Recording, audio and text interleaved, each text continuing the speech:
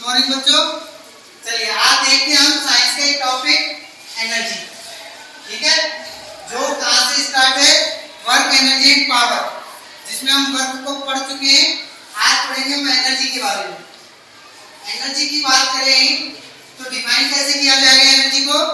Energy को define किया जाएगा the capacity of work done, यानी जितना काम कितने समय में किया जा रहा है, एक निश्चित समय में कितना कार्य किया जा रहा है, उसको हम एनर्जी के रूप में डिफाइन करेंगे। यानी जितनी ज्यादा कैपेसिटी होगी उतनी एनर्जी, या यूं कह सकते हैं जितनी ज्यादा एनर्जी हमारी होगी हम उतना ज्यादा काम करेंगे, और जितनी कम एनर्जी होगी उतना काम हम कम कर पाएंगे। ये कैपेसिटी।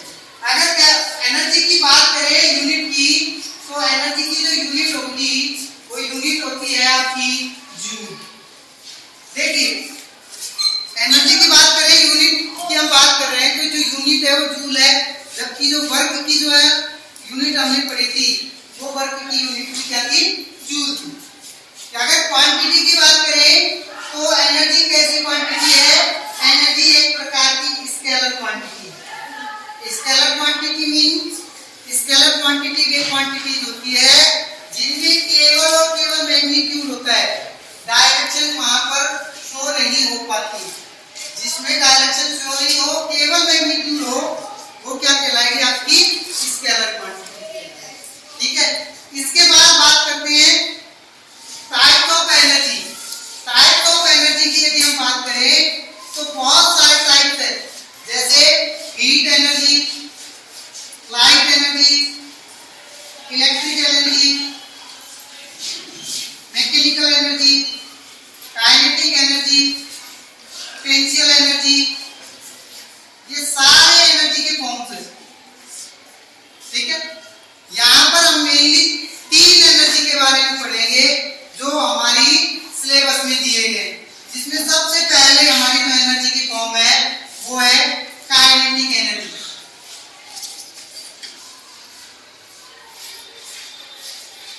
नंबर 2 पढ़ेंगे हम पोटेंशियल एनर्जी।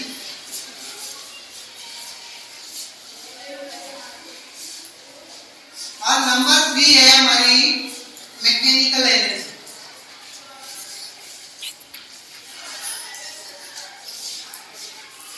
यहां से सबसे पहले अगर हम बात करें काइनेटिक एनर्जी की, तो इसे हिंदी में बोलते हैं गतिज ऊर्जा। काइनेटिक एनर्जी की यदि बात की जाए तो काइनेटिक एनर्जी क्या होगी? कोई भी ऑब्जेक्ट जो आपकी मूवमेंट शो कर रही है और उस मूवमेंट के कारण उस ऑब्जेक्ट में जो एनर्जी इंक्लूड हो रही है उसे हम क्या नाम देंगे? Kinetic energy. यानी कोई भी ऑब्जेक्ट हो आपके पास, यदि वो कोई ऑब्जेक्ट मूवमेंट शो कर रही है तो उस मूवमेंट के कारण उस ऑब्जेक्ट में जो एनर्जी इंक्लूड होगी वो इंक्लूड एनर्जी कौन सी कहलाएगी? काइनेटिक एनर्जी कहलाएगी। ठीक है, अब इस काइनेटिक एनर्जी को हम फॉर्मूले के रूप में देखें तो इसका फॉर्मूला क्या होगा? E के बराबर हाफ mv स्क्वायर। E के equals to half mv square. यहाँ पर E के का मतलब क्या है? E के का मीनिंग है kinetic energy. Half mv square, m यहाँ पर किसी भी ऑब्जेक्ट, जो ऑब्जेक्ट आपको दे रखी है उसका मास, और मास किसमें होगा? इन केजी, क्योंकि मास की SI जो यूनिट होती है वो होती है केजी। v क्या है? v आपका है ऑब्जेक्ट के वेलोसिटी, और वेलोसिटी जो होगा वो किसमें होगा? मीटर पर सेकंड, क्योंकि वेलोसिटी की जो यूनिट होगी वो क्या होगी? मीटर पर सेकंड।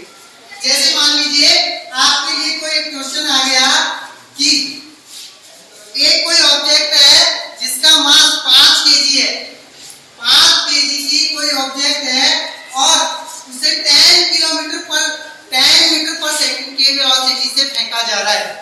10 मीटर पर सेकंड की वेलोसिटी से फेंका जा रहा है, तो उसमें काइनेटिक एनर्जी हमें यदि निकालनी है तो कैसे निकालेंगे? फॉर्मूला पुट करेंगे हाफ mv स्क्वायर। हाफ की जगह हाफ, m हमें दे रखा है कितना? 10 केजी, और वेलोसिटी कितनी है? 2 मीटर पर सेकंड स्क्वायर। तो यहाँ पर v का स्क्वायर लग रहा है, तो हम वेलोसिटी को क्या कर देंगे? डबल बार लिखेंगे। आंसर आ गया v जो होगी वो कितनी होगी आपकी 20 जूल। इसके बाद बात करते हैं पोटेंशियल एनर्जी। पोटेंशियल एनर्जी ठीक इसके जस्ट विपरीत, इसके काइनेटिक एनर्जी के जस्ट अपोजिट होगी। कैसे अपोजिट होगी? काइनेटिक एनर्जी में हम बात कर सकते हैं यदि कोई ऑब्जेक्ट मूवमेंट शो कर रही है तो उस मूवमेंट शो करने के कारण उसमें जो इंक्लूड एनर्जी है वो कहलाती थी काइनेटिक एनर्जी। लेकिन पोटेंशियल एनर्जी की यदि बात की जाए तो यदि कोई ऑब्जेक्ट रेस्ट फेज में रखी हुई है तो उस रेस्ट फेज में रखी हुई होने के कारण उसमें जो एनर्जी इंक्लूड होगी वो एनर्जी कहलाएगी पोटेंशियल एनर्जी। ठीक है, पोटेंशियल एनर्जी को यदि फॉर्मूले के रूप में पुट करें तो फॉर्मूला होगा EP = mgh।